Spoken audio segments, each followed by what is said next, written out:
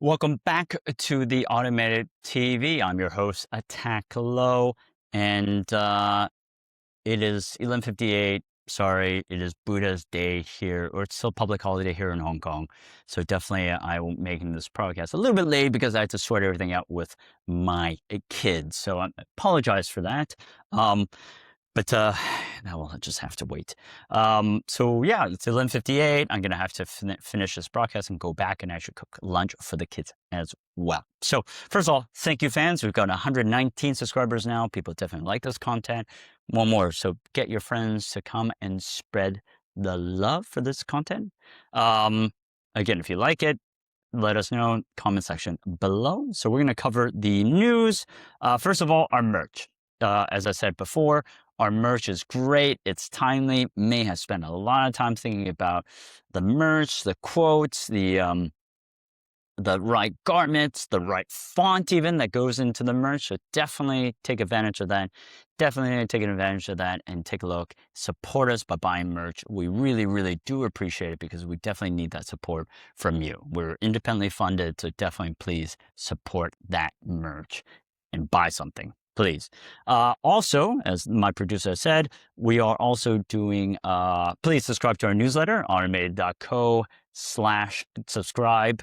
Your support over there really definitely helps as well. So support us by doing that.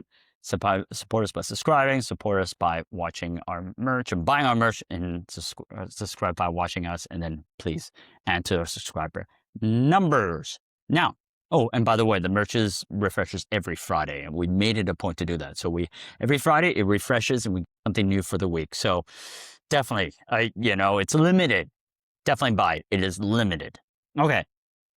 So the best Google alternatives in 2026 rank for privacy, speed, and minimal AI chaos. So look, at the Google I/O conference, we talked about the tech giant had officially flipped the table on how we navigate the web, rolling out the biggest overhaul to a search engine in over 25 years, just about the time that actually Arsenal has not won the Premier League. So again, congratulations on Arsenal winning the Premier League. They lifted up the trophy last night over the win. Well, they didn't need the win, but they had a win over Crystal Palace. So good on you. Come on, you Gunners.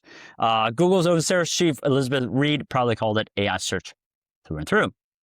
So, and what that means is basically whenever you go on Google now, they're really actively pushing AI mode. You definitely see AI mode. They want AI mode. In fact, I like AI mode because it kind of gives more context to the search results.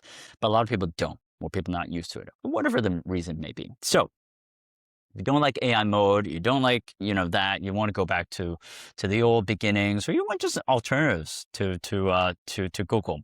There's a few, and we've offered a few to you. One is Kagi, the premium AI, ad-free powerhouse. It's a paid premium search engine starting at $5 a month for 300 searches, or $10 a month for completely ad-free unlimited querying. There's absolutely zero ads. They charge, instead of selling your data, they charge a subscription, which means you're the customer, not the product. Generally pretty big fan about these type of search engines. 2, DuckDuckGo. I used this way back when as well. Privacy champion. It's the most iconic Google alternative on the block. We wrote that, and it's for good reason. It's completely free. It makes its money from traditional ads. It doesn't do the creepy tracking profile. When it comes to AI, DuckDuckGo can surface AI-generated answers, but they actually give you control as well. So this is a traditional alternative I've been using. I had used it before as well. Start Page is our third recommendation. Google Results, Google free identity. So it's not trying to reinvent the wheel. It's actually trying to protect you from the wheel. So it's you just type your search into Start Page. The platform shoots out your IP address and personal tracking data. It routes a query to Google through the cloud and hands the clean results back to you. So you basically get Google's world-class search results, but without all the Google hangover. And by the way, if you're wondering what's on this laptop, it's basically our newsletter on the website, and I'm looking through, refreshing, and then letting you know what's going on. So definitely, this is the newsletter. This is the source right here. Fourth, UDM14. I kind of like this, a clever hacker shortcut. So it's named after the specific string of text with tech-savvy users that that people add to the end of the Google search URLs, and it explicitly commands Google to skip the AI overviews and hand back the classic clean list of web links you grew up. So basically, it's your search engine with the classic design. Kind of cool. Not for me, but kind of cool. 5, Brave, the full package with attitude. Brave, again, it's kind of like DuckDuckGo. It's a long time standalone browser and independent search engine. I do remember it also has built-in crypto rewards with Brave Rewards, so you can earn tokens for viewing privacy-respecting ads.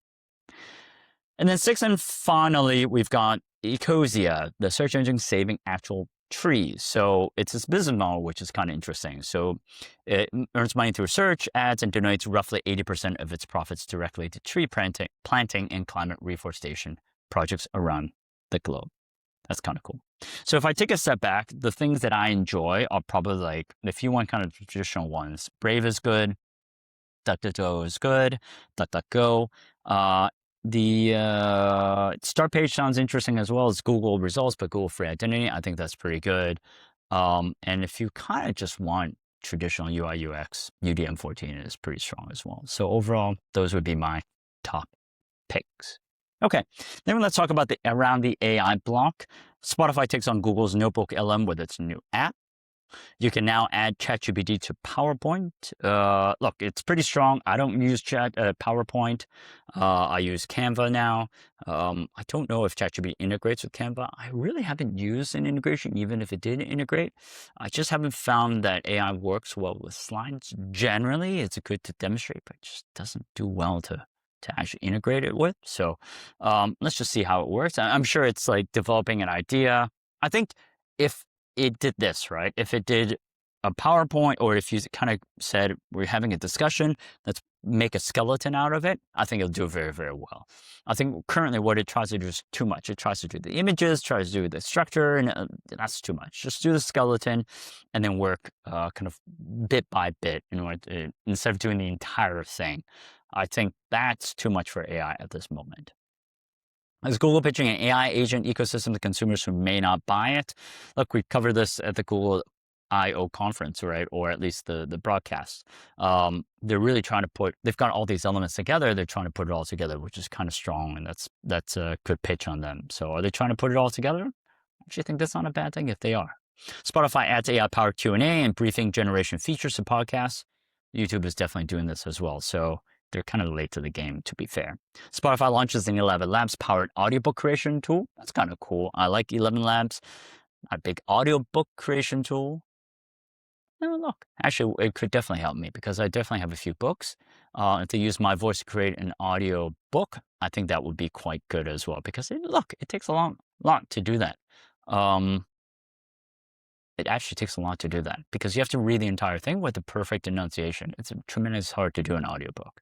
So go on Spotify to try to do that, and I might actually play around with that myself. Anthropic is reportedly about to have its first profitable quarter. I don't really trust Anthropic's numbers. I don't trust ChatGPT's numbers. So let's see. Spotify and Universal Music strike deal along with fan-made AI covers and remixes. That's kind of cool. AI content is here to stay. AI music is here to stay, so that makes a lot of sense. Trump delays AI security executive order, saying language could have been a blocker. I did notice this over the weekend. Look, I have a show called The Download Show. We talk about geopolitics. Of course, this stuff would have been fed to me. So I do think there's two bits. From what I remember, there were two camps. One said that it was not enough regulation. The other one said we have too much regulation. And so Trump just said, let's delay this and let's figure this out. I definitely think that U.S. doesn't do regulation well, but AI is such a thing that it needs regulation. So I think it's good to take a pause and really kind of understand what they're trying to do before putting on regulations. Again, I think regulations for AI is needed. I do think we're not just dealing with tech anymore. So I think it's a good move. I really do think it's a good move. California explore possible subsidies for companies that don't replace workers with AI. Look, China's starting to do that as well. Again, this is with the regulations I'm talking about. This is a good thing. So let's see what it says. Sadiq Khan sparks a row with Met after blocking £50 million AI deal with Palantir. Look, I don't like Palantir's manifesto. I don't think it's necessary. I think Palantir is a bit off for me. Definitely Sadiq Khan is the mayor. He's also an Arsenal fan, which is good. And I think Spark2Row with the Metropolitan Police, London Metro, which probably had their own due diligence process with buying software like Palantir and CityCon. The mayor's coming down and saying, "Look, we're not going to do this." I do think that's a good thing. I do think it's a good thing. I think you don't know how it got into the conversation. You don't know how it won um, with Palantir, with the Met and Palantir. So I think it's good that CityCon said, "Look, let's take a pause and let's see." This is the regulations I'm talking about. Look, is it disrupting the normal process and the buying and the procurement process? 100%. But AI is a different beast. And so therefore, I think it may need that type of thing. Okay, training tools. We're going to talk a little bit about these tools. Going forward, we're also going to offer videos to these tools as well. So you can definitely see what's going on, not just kind of reading it, but understanding how to actually use it. There's so many tools out there. We definitely want to give you more resources in order to do that. So this week or today, we've got multi-format recovery, want to share, repair it, which is an AI-driven file restoration suite available online or via desktop. For file market intelligence, we've got Ecotech. It's a dedicated analytics platform for TikTok Shop and e-commerce tracking. For engine-ready 3D environments, HY World 2.0 is Tencent's open source Hunyuan generative 3D model.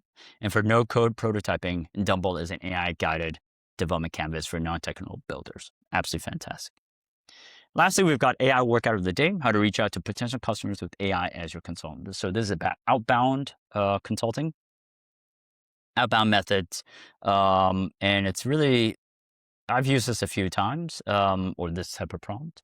It's about defining your potential customers, describing your business clearly, asking for outreach methods to fit your brand, and then testing one channel at a time. I think the thing with this prompt is just really make sure that you're adding some humanness to it. A lot of outbound now, people can see it's AI generated or it's AI inspired. So definitely add some humanity into the email, whether it's like how we connected or whether it's like a joke, but adding that to it. That will pop out from millions of emails that are AI generated and people can really tell again. So definitely I would advocate that. I would strongly advise doing that. And that way that would just add something new to your email and do a different flavor to your outbound as well and make people convert, which is ultimately what you want to do. So hopefully you enjoyed this broadcast. I'm going to enjoy the rest of my holiday. If you like this broadcast, definitely share it with your friends, let people know, add to the subscriber count, and I will see you tomorrow.